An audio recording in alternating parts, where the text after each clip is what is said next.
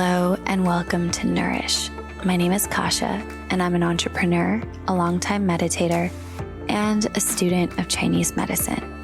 My mission with this podcast is to share the tools and practices to help you integrate your whole self into every aspect of your world. As someone who is both a type A high achiever and a deeply spiritual, vulnerable, and empathetic being, I know firsthand how it feels to be living a double life, showing up one way at work, a different way alone, and struggling to reconcile the two. This disintegration of authenticity is one of the biggest causes of burnout, health flares, and anxiety. For me, understanding how the mind-body connection is crucial to health and success.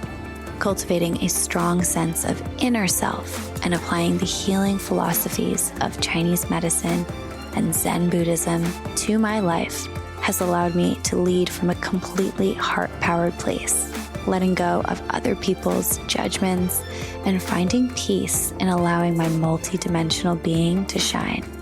My hope is that this podcast may inspire you to do the same. I want to call out, it is a practice, it is a journey, but I believe it is the most important thing that we can do for our bodies, minds, and our ultimate potential. Enjoy.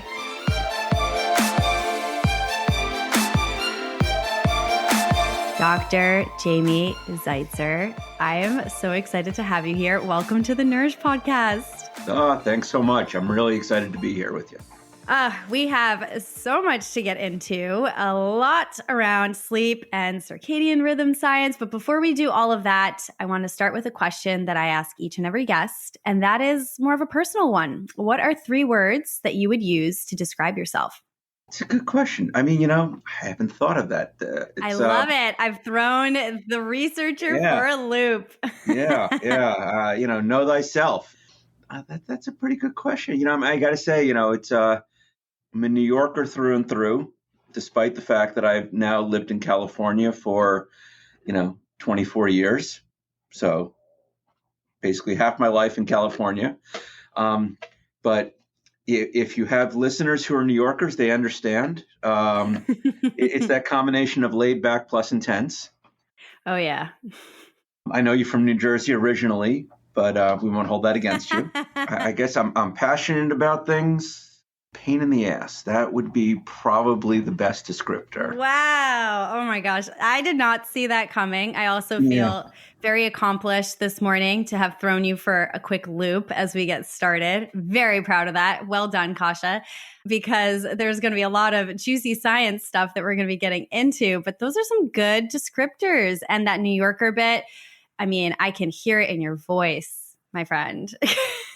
Well, my kids like to get me upset just so that they can hear the accent come out some more. Well, we'll try not to do that here, but I can hear it already. So that definitely is an obvious one. So I love that. Okay, well, that definitely gives folks a feel for who you are. But you, in addition to being a New Yorker and a passionate person and a pain in the ass, thank you so much. You're also a circadian biologist who specializes in how light impacts circadian rhythms.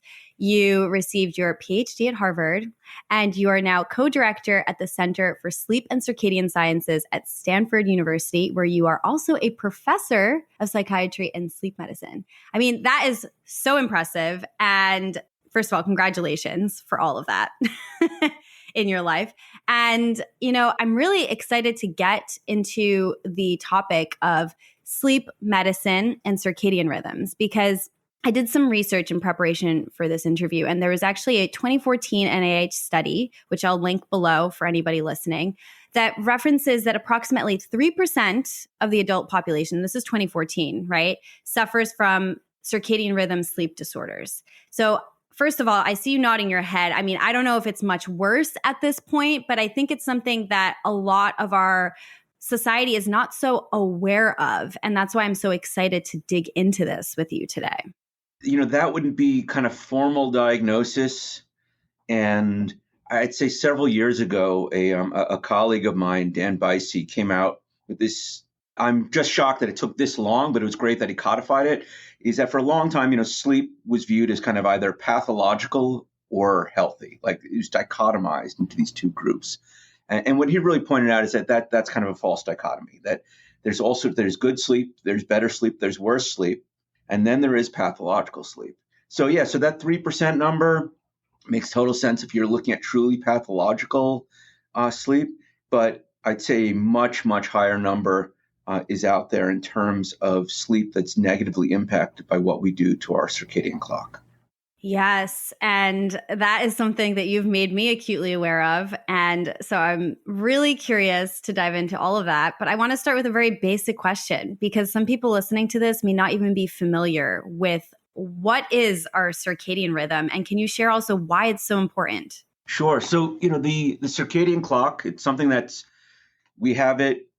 Every organism that has been studied pretty much has this circadian clock. It's this internal clock. It's a 24-hour clock or near 24-hour clock. And it regulates all sorts of aspects of our physiology. And when people kind of dive into it, people always say, well, what's impacted by the circadian clock? And to me, the answer is everything. Everything that goes on in our body, in our brain, is impacted by the clock. And it's not a question of if, it's just a question of magnitude. So it's how much is impacted by it. And this clock acts as this internal timekeeper and helps to both coordinate the clocks that are found in all of our tissues. So the liver has a clock, the kidney has a clock, the lungs have a clock. And then there's this central circadian clock, the SCN, or suprachiasmatic nucleus, that coordinates all of these internal clocks to make sure they're synchronized with each other, and then synchronizes with the outside day. And one of the reasons that it's so important is that it allows us to anticipate changes in the environment. So instead of just responding to changes, it allows us to anticipate things. So for example, before you get up in the morning, if you have a regular schedule, your circadian clock anticipates the time that you're getting up. So if you normally get up at 7 a.m., the clock anticipates that you need to get up at 7. And in order for you to get up at 7, certain things from a biological perspective have to get done. You have to have the energy in order to get up. You have to shift your sympathetic nervous system into a point where it can help you get up. So lots of things have to change in order for you to get up easily. And so that way, if instead of getting up at 7, you've got an early flight and you get up at 4 and you get up and you don't have a lot of energy and you feel a little dizzy, well, that's because the body wasn't anticipating you getting up. And same thing for anticipating when you're sleeping or anticipating when you're eating.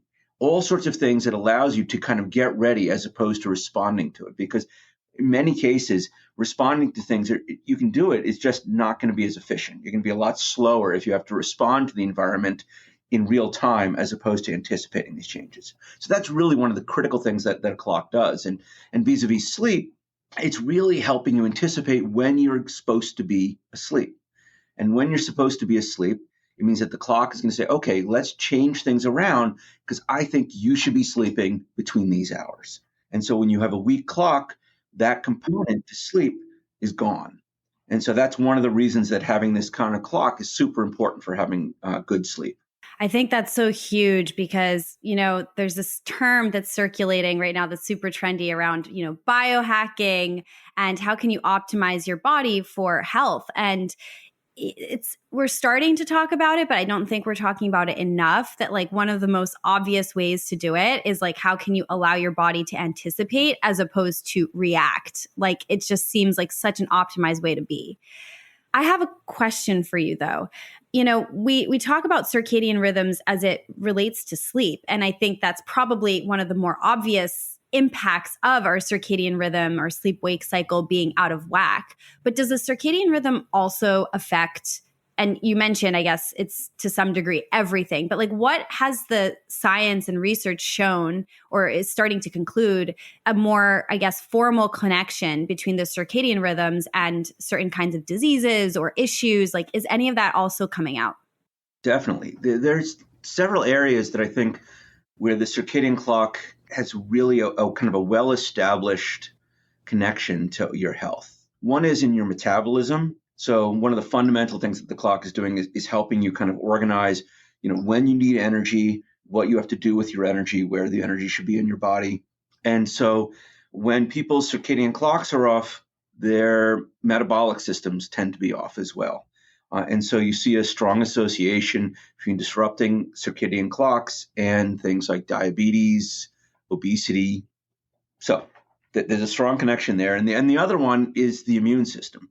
there seems to be a very strong connection between immune function and the circadian clock, such that when you have disrupted circadian rhythms, then your immune function isn't happening as good, isn't as primed. And so the question is, well, if you are kind of bouncing around and having an erratic sleep schedule, and I mention erratic sleep schedule because really that's the primary way that people are really disrupting their circadian clock, is that they have an erratic sleep schedule, which leads to an erratic light-dark schedule.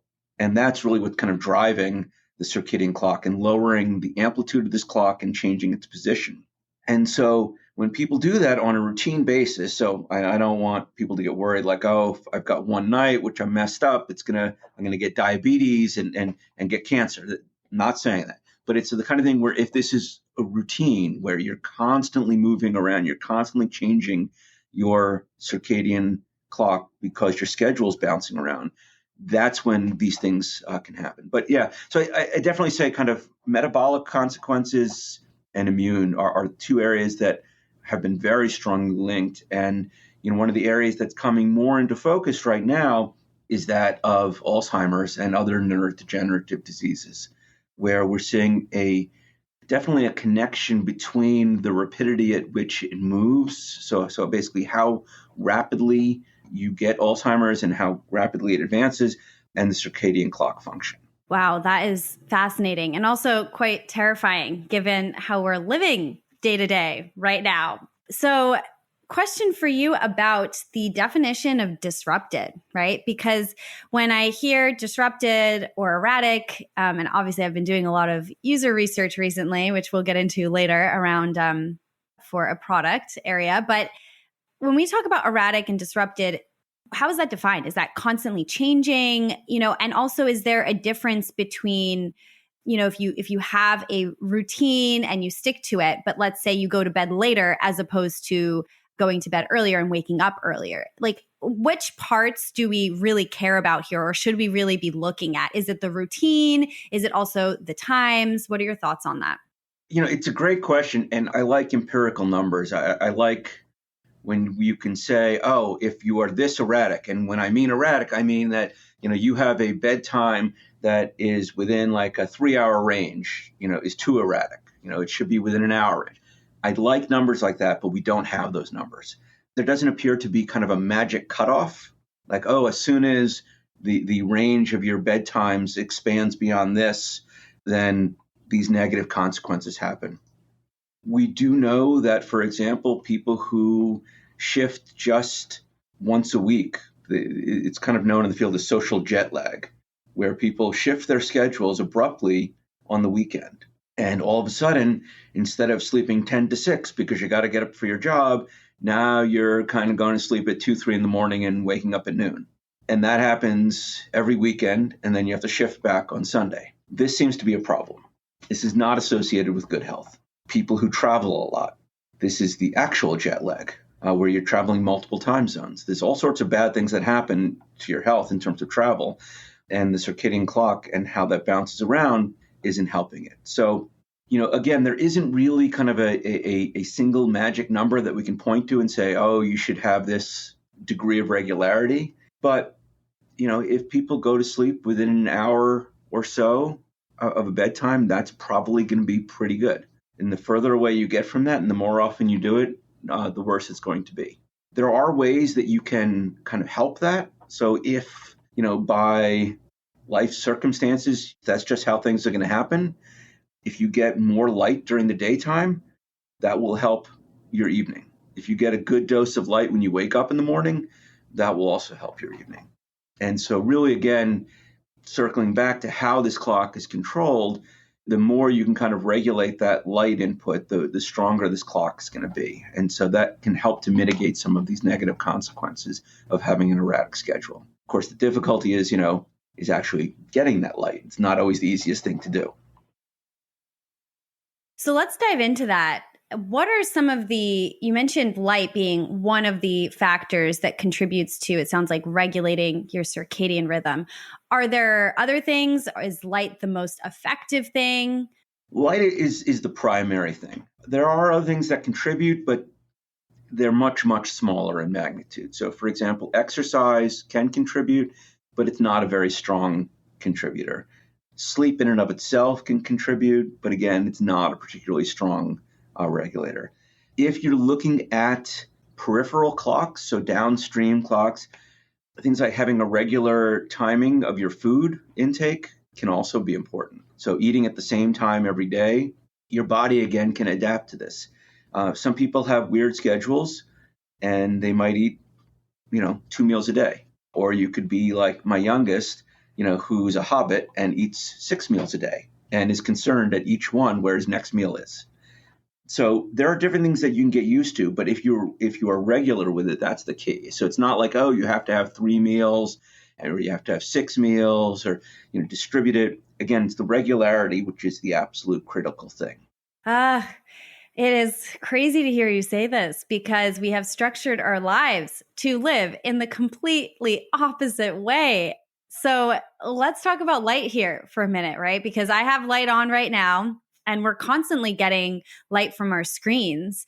Can you tell us, is the light from our screens not enough? Should we be looking for certain kinds of light? Is it the time of when we get light? Is it all of the combined? Yeah, all of the above. So lights from screens, it seems quite bright because the contrast is high, but it's actually not a particularly bright source of light. The brightest source of light you're going to get is going outside.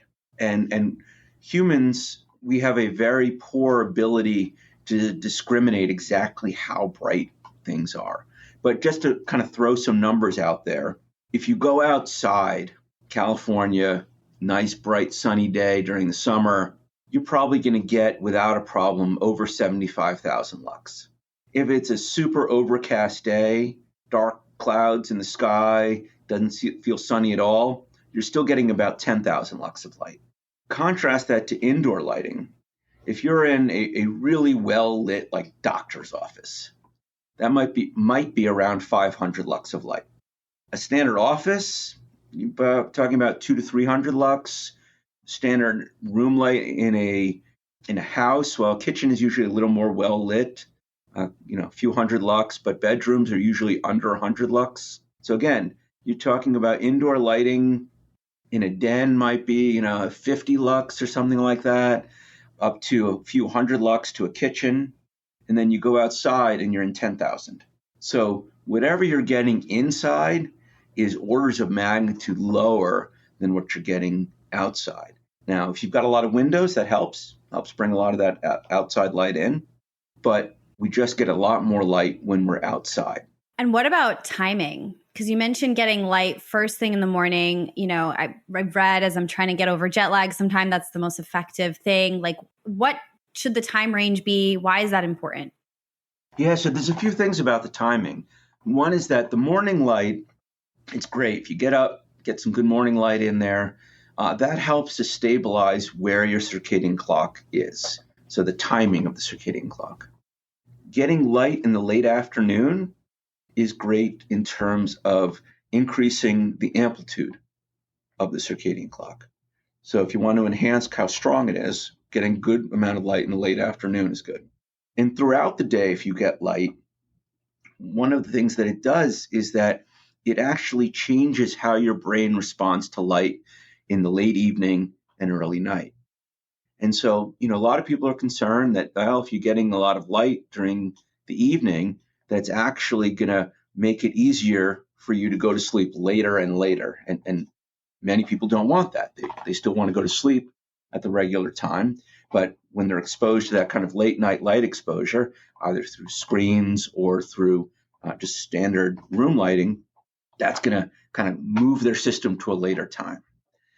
So the way that the circadian system seems to work is that the light that you get during the day changes your responsivity to light at night.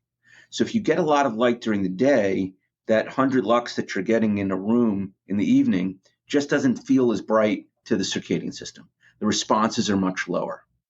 But if you've been indoors all day and don't go outside, and this is one of the problems I think that we're seeing right now with a lot of individuals who are working from home, is that if they're not going outside during the day, they're getting kind of the same light all day and the same light in the evening. because they're often converting like an extra bedroom or a laundry room or a basement into their new workspace, and they haven't optimized the lighting. The lighting isn't optimized. There's no there are no guidelines for home lighting. There's no regulations. So in the workplace, there's all sorts of guidelines and regulations for how much light you're supposed to be getting in different workplace settings. And there are no such guidelines for home workplace settings. And so people aren't getting enough light in the house. And so there's basically no contrast. So you're getting that 100 lux all day, and then in the evening, you're getting the same kind of 100 lux. Now, if you had been outside, all of a sudden that 100 lux in the evening is not being compared to the 100 lux that you received all day, but it's now is being compared to the 10, 20, 30, 50,000 lux that you've gotten by going outside. And we don't know exactly how long, but the general recommendation is, 30 minutes, 60 minutes outside during the day is going to be enough to kind of reset the system and then make that evening light not as potent in terms of its impact on your circadian clock. And I should say the evening clock not only impacts the circadian clock, it also can make you more alert. And so for people who are concerned that kind of getting light in the evening is keeping them up, one good way to help that is to go and get more light during the daytime. And really the best way to do that is just to go outside or to kind of enhance the actual lighting that you have, in your workplace. And again, sometimes that's easier said than done. This is so fascinating because I feel like a lot of the content that's circulating online about optimizing your sleep and about the importance of light, a lot of it kind of skews in the direction of, don't use your screens at night. And obviously that is some sort of light. And so it sounds like if you're not getting enough throughout the day, that contrast won't be there. And so that might make you feel more alert. But from what I'm hearing you describe is as long as you're getting enough throughout the day, that won't affect you as much. So it's kind of like a reframing of how to think about working with technology just to make sure that you're optimizing for light during the day, not just receiving it at night. Does that sound about right? Yeah, I mean, I have to say the technology part, what I worry is that people will use the technology and like, oh, well, I have my blue filter on my screen and now I don't have to worry. And so I do think that actually putting technology at night is a good thing, but it's not because of the light. It's actually because the content is that people are doing things that are either engaging or stressful, and that actually makes it harder to go to sleep. And so, if you're doing something in the evening and, you're checking your Insta and all of a sudden you're getting totally stressed out, you're like, oh my gosh, everyone else's life is so much more exciting than mine. It totally sucks. Well, yeah, it's going to be hard to fall asleep. And it has nothing to do with the light. If you're checking email and it's like, oh, this is so stressful, I got all these other things to do, your Slack channel is going off the hook. I mean, all of these things, if it is stressful, it's not a good thing to do right before bed. And so really that general strategy of, put it away at least like an hour before your targeted bedtime is a pretty good thing. Now, again, not everyone can do this. And so trying to be aware of what is impacting you, what is impacting your emotions. And again, it can be positive or negative. I mean, if you're watching something and you're totally engaged and it's great and you got all these positive feelings, again, that's going to be hard to, kind of switch off and go into sleep mode after that. So again, being aware of it's super important. Just changing the spectrum is not going to help. The one thing that I can say that sometimes these spectrum changes are useful for is they act as a reminder. So if you're on your phone and all of a sudden the screen changes color, that can be a nice kind of cue, kind of a reverse alarm clock saying, hey, it's time to get ready to go to sleep now. Because many times we're not doing this intentionally. You're just kind of on your phone or on your iPad, your device, and you're working away. And then all of a sudden it's 3 a.m. and you didn't even realize how late it got. And so having this kind of alarm clock in terms of a spectral shift on your screen can actually help to remind people. So again, I view that as a positive thing. But just saying, oh, I've changed the color of my screen, now I don't have to worry about anything, that I worry about very much is kind of a real misleading kind of belief to have. I love that. I love that call out there because that is kind of a very common thing that I'm hearing within my circles of all the biohackers and wellness enthusiasts. Like, oh, I have my blue light blocking glasses, I'm fine. but there is so much more to that. And it sounds like, sleep is a really complex problem because there is that not just the physiological side, which sounds like the light can influence, right? That's like one huge chunk. But then there's this other side, which is the behavioral side. And it sounds like having both in sync is going to help support you in getting the right kind of sleep. And it's not just one or the other. Absolutely. It's amazing how easily we can screw up our sleep and how difficult it is, to get it back to normal, to where we're happy with it at the very least.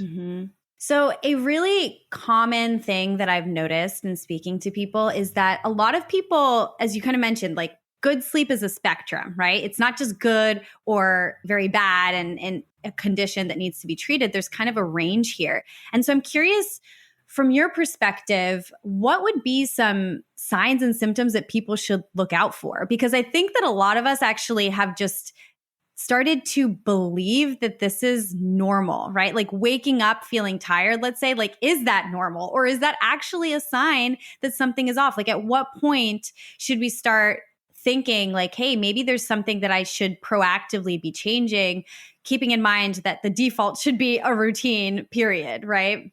Sure. Yeah. I mean, obviously, yes. Having a routine sleep where you go to sleep every night and get 8 hours of sleep, that's fantastic. But then reality kind of butts its head in there. And so, I mean, waking up feeling tired, that's not a good thing. If you're sleeping in when you're given the opportunity, that's also not a good thing. So I mentioned like, if you got 8 hours. Well, not everyone needs 8 hours. I have to say the normal range is thought to be somewhere between 7 and 9 hours, which means that some people just need 7 hours. They don't need more. Some people need 9 hours. And so if they're getting 8 and they feel tired, well, maybe you need more. And the easiest way to know that is, you've got how much sleep you normally get. And well, on a day where you have no commitments, you have no reason that you need to get up, then if you're sleeping in, you probably need more sleep. If you're still getting up, you're probably getting a not normal amount of sleep. So if you're only getting 7 hours and you're worried you need more, but when you have this opportunity, you still get 7, that might be enough. If you're getting 8 and then all of a sudden you're given an opportunity to get more and you sleep more, well, you might need more than 8. And so kind of being aware of how much you need is an important thing. Again, that regularity is great. Not everyone can do it. So again, the question is, well, how regular is regular? And that we don't know. But again, keeping that in mind is always a good thing. And then, feeling tired during the day. Humans are built to be awake for 16 hours straight, right? We have the capacity to nap during the day. And that's something that's totally normal and healthy, and you can do that. But if you're feeling kind of tired and lethargic all day, that's probably not a good thing. Now, this all being said, one of the things that we always have to keep in mind is that stressing about sleep is the worst thing for sleep, right? So worrying about your sleep will make it worse. And this is something that my colleagues who are in behavioral sleep medicine, do cognitive behavioral therapy for insomnia, they spend, a lot of time with people trying to get them not to worry about their sleep. And when they do, their sleep gets better. And so kind of worrying about it too much isn't a good thing either. So we have this careful balance between kind of being aware that we might have insufficient sleep and kind of the consequences, and then what to do about it. And one of the problems that I think that we have as a society is that one of the telltale signs of insufficient sleep is kind of being tired when you wake up. I don't know, there's this really kind of cool product. I don't know if you've had it before. It's called coffee. Uh-huh. Yeah. So that kind of cures a lot of ills. It gets rid of this feeling of fatigue, of tiredness. It's not actually replacing sleep. Yet we have a lot of this in our society. Coffee, tea, these are stimulants that basically kind of wake the brain up. They do not recapitulate normal wakefulness, and they don't get rid of that sleep need. So if you're getting 6 hours of sleep and it's irregular, and you're having coffee in the morning to get you to work, I understand why you're doing it, but it's not helping your health by doing that. You don't actually get used to this, and that's the other thing, which is, I have to say, is kind of a little dangerous, is that if you are in a position where you are chronically exposed to insufficient sleep amount and irregular sleep timing, you can inure yourself to the feeling of sleepiness, because you basically start to ignore these signs, much in the same way that when you're learning how to swim, you start to ignore the signs that, oh, you've got, you put your head underwater and you think you're going to choke. Well, your brain can learn to ignore the signs that, like, okay, well, I'm going to start to ignore, that my pH is going down and my CO2 is going up. I'm going to ignore that because I know that I can actually swim the whole lap and not take a breath. You do the same thing with sleepiness. You start to ignore it. Now, just because you ignore it doesn't mean that you're not sleepy. And that when you bring people in and intentionally sleep deprive them in the laboratory, and then you test them, what you find out is that even though they're claiming, rightfully so, that they don't feel tired, that they don't. They're not lying. They don't feel tired. But then you test them and you see they're doing just as poorly as everyone else when they're sleep deprived. All their performance metrics go down just like everyone else, even though they don't feel tired. So again, we can get used to this, and that's great. So at least, our jobs make us tired, but at least we're not miserable because we're tired. So that's a positive there. But again, it does make our awareness kind of reduced of our insufficient sleep. That is such a good call out, I have to say. And just because you don't feel tired doesn't mean that your body is thriving under those conditions, quite frankly. And I cut out coffee. I was drinking decaf when we met, don't worry.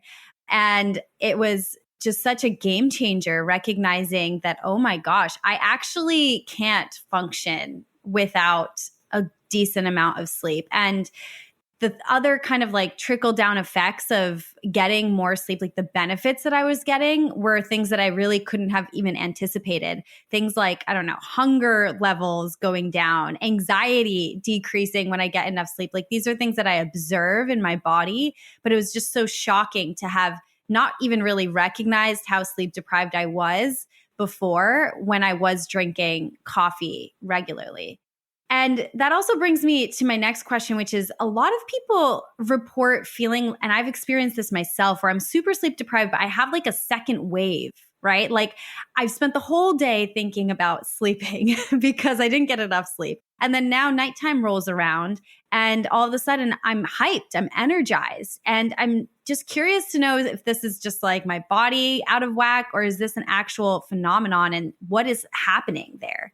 Sure. So there can be a couple of things going on, and it's definitely something where we don't understand the physiology well, exactly what's going on. But one of the things that happens is that your body has a window for sleep, right? There's a time where entering into sleep is optimized. Before this window, what happens is there's a circadian drive for wakefulness. And so it's really difficult to go to sleep because the circadian clock is telling you to be awake. And this is something that you experience when you travel.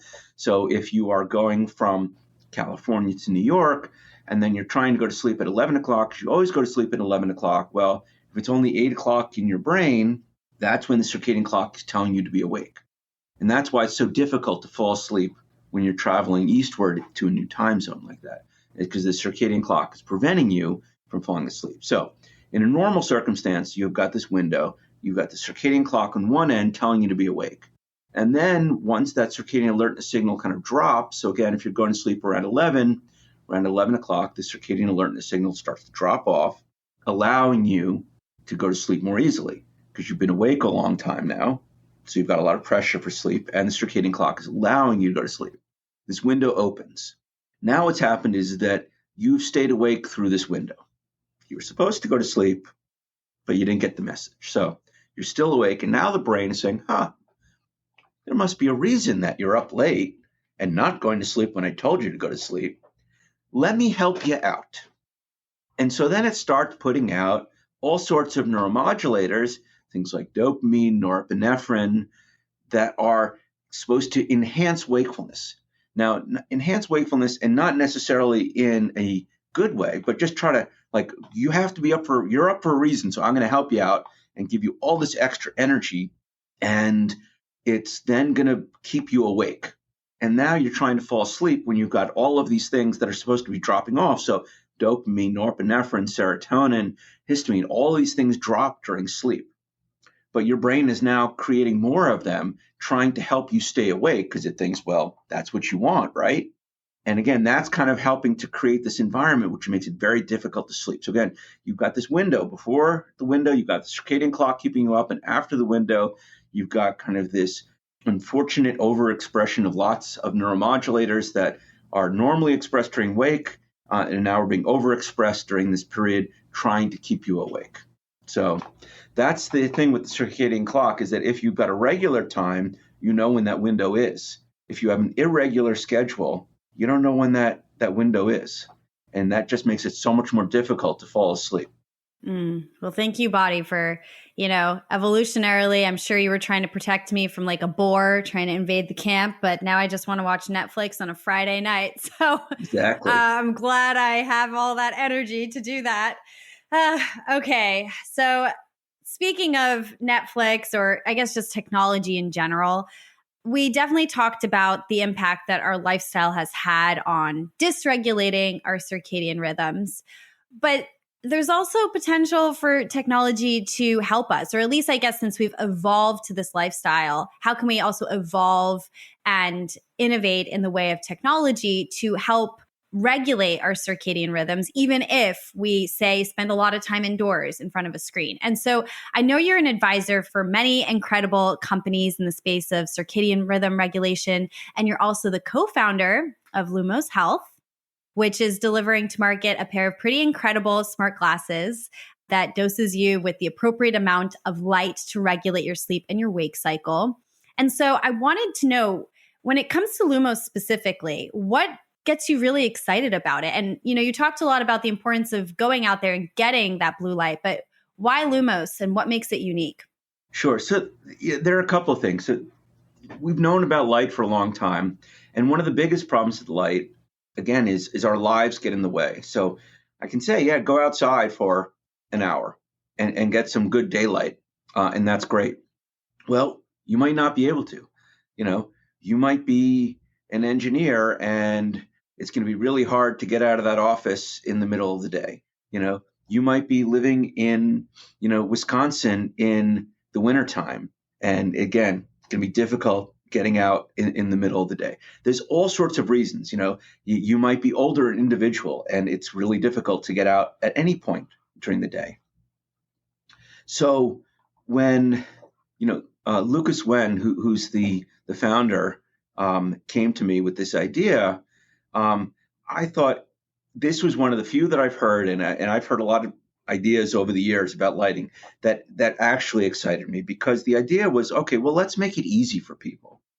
Let's make it easy for people to get the light that they need when they need it, and to avoid the light that they don't need at the right times as well.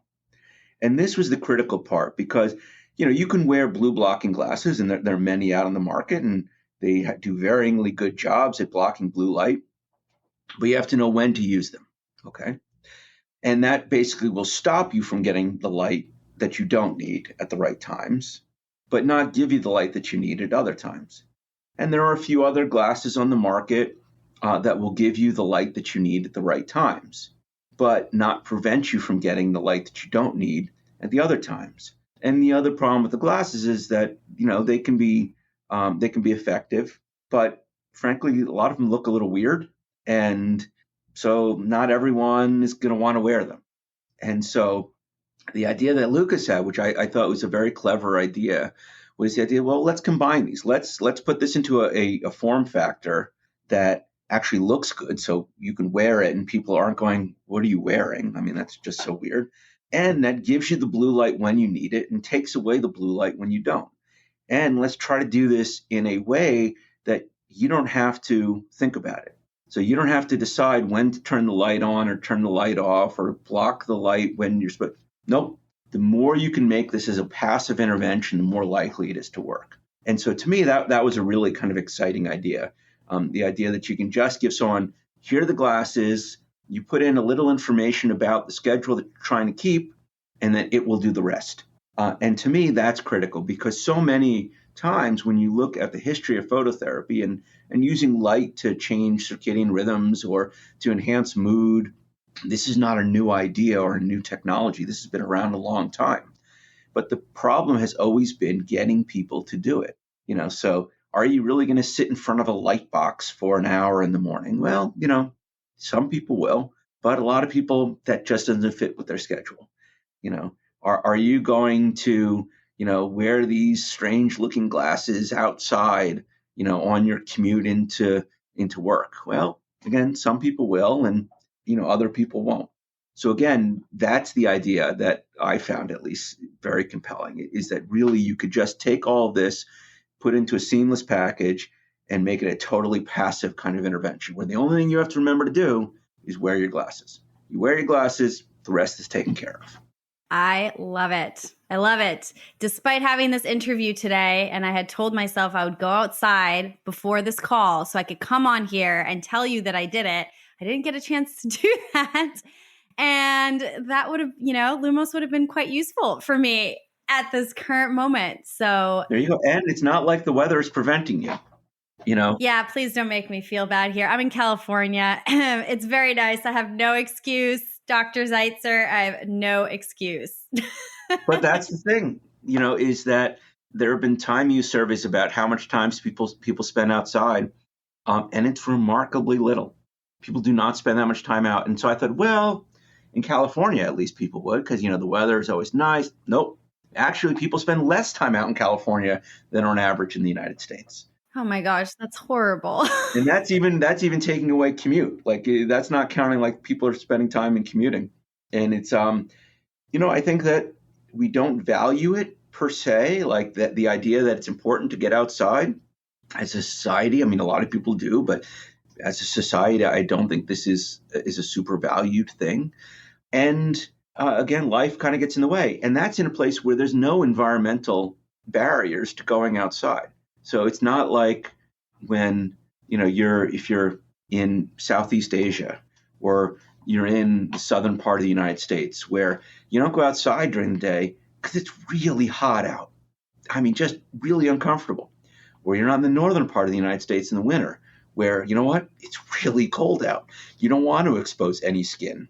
And so again, there are just environmental barriers there, let alone someone who is a young, healthy person living in California and is deciding not necessarily to go outside because there's other things that get in the way. So again, the best thing would be to live outside, to get up at sunrise, go to sleep at sunset.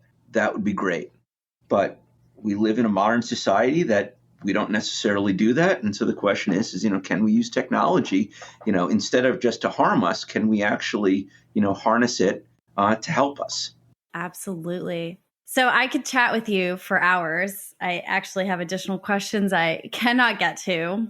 I want to be mindful of your time, but I do have one more question for you. And that is, and this is a personal one, so get ready for it. I know I threw you for a loop at the beginning, so we're going to end with it too. And I'm curious, you are a sleep expert. I'm coining the term, right? This isn't some official term, so FYI, but that's what I think. Okay. Right. And I want to know what your nightly routine looks like. Like, what does your wind down routine? We talk about morning routines all the time. What does the wind down routine look like for you? Truth be told, I have historically had bad sleep, right? So I view insomnia kind of like alcohol use disorder, in the sense that once you've had insomnia, you are always an insomniac. Even if your sleep is fine right now, you never know. It could be any day you might have a bad night of sleep. And so I try to be very regular with my wind down routine. So it's typically, I have a window that I'll go to sleep in, somewhere usually between 10 and 11. And I'll usually play a mindless game on the computer, or I'll do a crossword puzzle, something which again is not going to be too exciting. And then kind of as soon as I feel that twinge of like, oh, I'm getting sleepy, then just try to go to sleep. But I do have to say I've cut out certain stressful things. So I don't check email at home. The only emails I would ever get are, hey, here's this really stressful thing you can't do anything about until tomorrow anyway. Have a good night. Why am I checking this? Why am I doing anything? So I'm like, all right, you know what? It'll be a pain that I've got so much email to go through in the morning, but it makes my sleep so much better. And so, yeah. So, and again, dark, quiet room. So these are the kinds of things, trying to optimize the environment. And still with all that, If you got bad sleep, you got bad sleep. One bad thing happens and you're up all night. Well, I think that is a very relatable statement, especially coming from you, Dr. Zeitzer. Thank you so much for joining me here. Well, thank you for having me on, Kasia. It was such a pleasure. You are the best. Thanks, everyone, for listening. Everything will be hyperlinked below, some of the things we called out, so definitely check out the show notes, and have an awesome day. See you next time. Thank you so much for tuning into this episode of Nourish. If you enjoyed this conversation, please leave a review. 5-star reviews help the podcast grow, and I'm so grateful for that. I publish new episodes twice a month, so hit the subscribe button to be notified. And if you want to stay connected in between episodes, join my community on Instagram and TikTok at nourish_podcast. All right, that's all I got for you today. See you next time.